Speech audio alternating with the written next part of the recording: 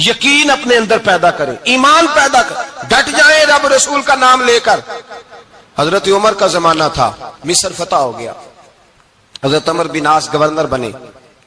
رواج یہ تھا مصر کے اندر کہ ایک دریا چلتا تھا، دریائے نیل، اور سارے مصر کا انحصار اسی دریا پہ تھا۔ فصلوں کو پانی بھی لگتا اسی سے، جانور بھی اسی سے پانی پیتے، کھیتیاں بھی اسی سے سیراب ہوتی۔ سال کے بعد وہ دریا خشک ہو جاتا تھا، سال کے بعد وہ دریا خشک ہوتا، اور جب خشک ہوتا نا تو ایک کواری لڑکی قتل کر کے دریا میں ڈالتے، پھر وہ دریا چلتا۔ آج بھی بہت ساری جگہوں پہ اوہام پرستی ہے، کہتے ہیں ہمارے آستانے کا طریقہ ہے۔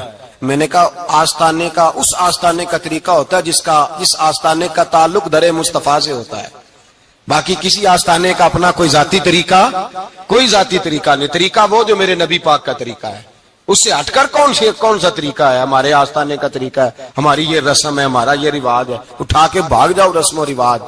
ہمارے رسم و رواج رسول اللہ کی سنت کے پابند ہے۔ سارے بولیے صلی اللہ ہو، پھر ایک دفعہ پڑھیے درود شریف صلی اللہ ہو، 3 دفعہ کر لیں تاکہ طاقت آد ہو جائے۔ صلی اللہ ہو نبی پاک صلی اللہ علیہ وسلم کا طریقہ اصل طریقہ ہے۔ حضرت عمر فاروق کو جناب عمر بن عاص، اور کہتے ہیں کہ پکا طریقہ یہ تھا کہ جب تک لڑکی قتل کر کے ڈالتے نہیں تھے دریا چلتا نہیں تھا۔ حضرت عمر کو خط لکھا کہ حضور یہ معاملہ ہے، اور لوگ مجھے یہی کہتے ہیں، میں نے لوگوں کو سمجھایا ہے کہ اسلام ظلم کا حکم نہیں دیتا، ظلم کی اجازت نہیں دیتا، کیسے لڑکی قتل کی جائے؟ اب آپ بتائیں کیا کرنا ہے؟ حضرت عمر ایمان، یقین، استقامت، پہاڑ ہے یہ لوگ۔ حضرت عمر نے 2 خط لکھے، ایک حضرت عمر بن عاص کے نام، دوسرا دریائے نیل کے نام۔ 2 خط لکھے، ایک خط لکھا دریا کے نام، ایک خط لکھا عمر بن عاص گورنر کے نام۔ گورنر کے نام خط لکھا تو فرمایا جتنے یہودی ہیں، عیسائی ہیں، کمزور ایمان والے، سب کو دریائے نیل پہ لے جا، اور میرا یہ دوسرا خط دریا میں ڈال دے اور سب کے سامنے ڈالنا۔ کہتے ہیں یہ خط تو پڑھنا چاہے تو تجھے اجازت بھی ہے، سنیے اور سر دھنیے اور سوچئے کہ اصل کمزوری کہاں آئی ہے۔ رمضان کے سب سے پہلے جمعے میں سب سے اہم موضوع چھیڑا ہے، کمزوری اور نقص واقعہ کہاں ہوا ہے۔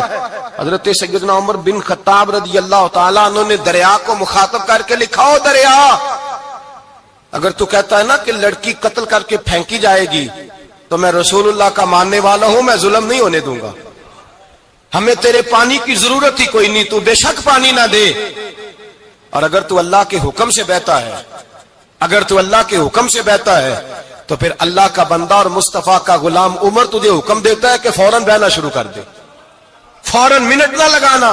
حضرت سیدنا عمر بن عاص فرماتے ہیں لشکروں کے لشکر لے کے میں دریائے نیل پہ پہنچا، اور بھرے مجمع میں جناب عمر کا خط میں نے ڈالا تو دریا نے بہنا شروع کر دیا۔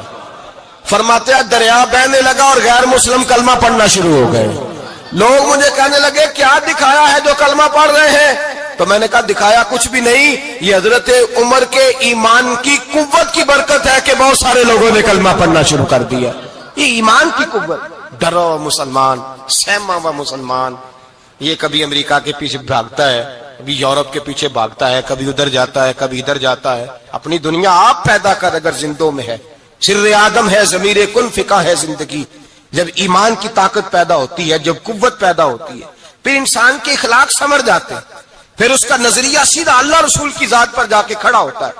جنہیں آزمایا گیا تھا حضرت ابو بصیر رضی اللہ تعالیٰ، ہمیں تو تھوڑا سا جھٹکا لگ جائے نا مذہب کا، تھوڑا سا لوگ دین کی طرف آتے ہیں، اس میں نا تھوڑی تکلیف ہے۔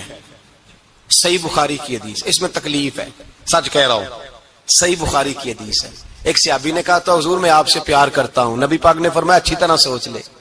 سونے نہیں پیار ہے، فرمایا چل پھر سوچ لے۔ حضور بڑا پیار، میں سوچ لے، کہا محبوبہ بڑا پیار ہے، تو نبی پاک نے فرمایا پھر تیاری کر لے، جس طرح گہری جگہ پہ پانی تیزی سے آتا ہے تیری طرف مشکلات بھی تیزی سے آئیں گی، تیزی سے۔ یہ شہادت گاہ الفت میں قدم رکھنا ہے۔ لوگ آسان سمجھتے ہیں مسلمان ہونا، ذرا اچھی طرح سوچ لے، جو مجھ سے